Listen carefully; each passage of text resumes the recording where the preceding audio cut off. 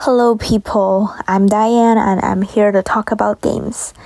This week, I would like to talk without a script because I have decided that at some point in this semester, I'm going to improvise and not reading off what I've written before and try to be better at English in total and also be better at performing.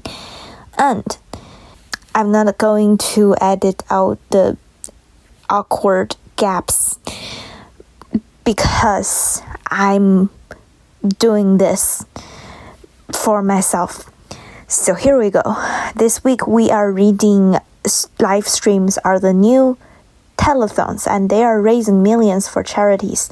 So this is a news report from the Washington Post, and Professor, you need to fix the link for this article because in the syllabus the link isn't working and I have to Google it myself. But anyway, this week's we are learning all about everything about charity streaming.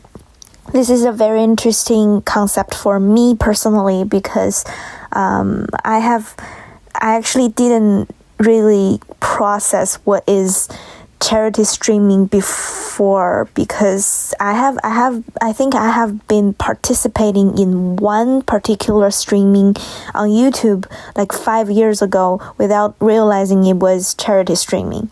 I think there was a bunch of large YouTubers like Markiplier and other bunch of dudes, and they were doing silly stuff together on Christmas for charity, and I didn't realize the money was going to charity. I just assumed that they were doing stuff and smashing each other's face in cakes just to earn money and people would donate to them.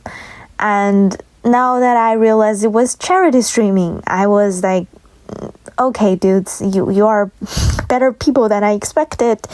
And in this article, the author first introduced the tradition of streaming. The tradition of collecting charity through telethons, and then they explained that the charity streaming concept comes from that, and it has been changing the world, changing streaming platform, and developing all kinds of tools in the process, and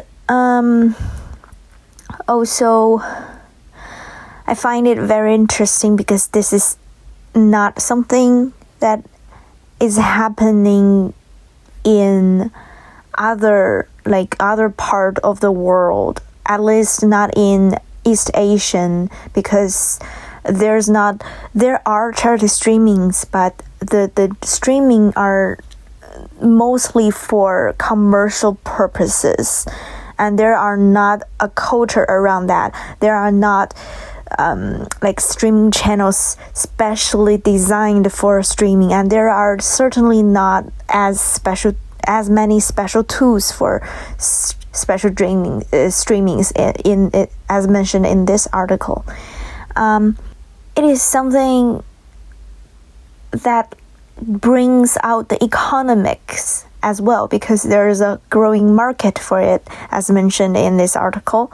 And I don't know if how this form of streaming would actually profit, but it's doing good for the society, and I approve of that.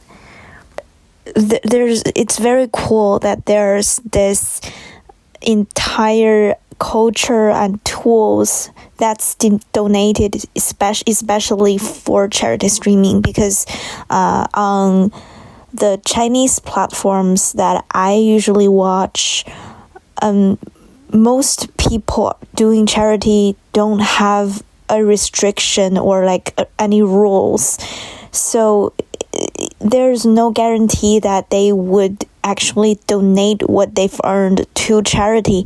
And I've Googled it.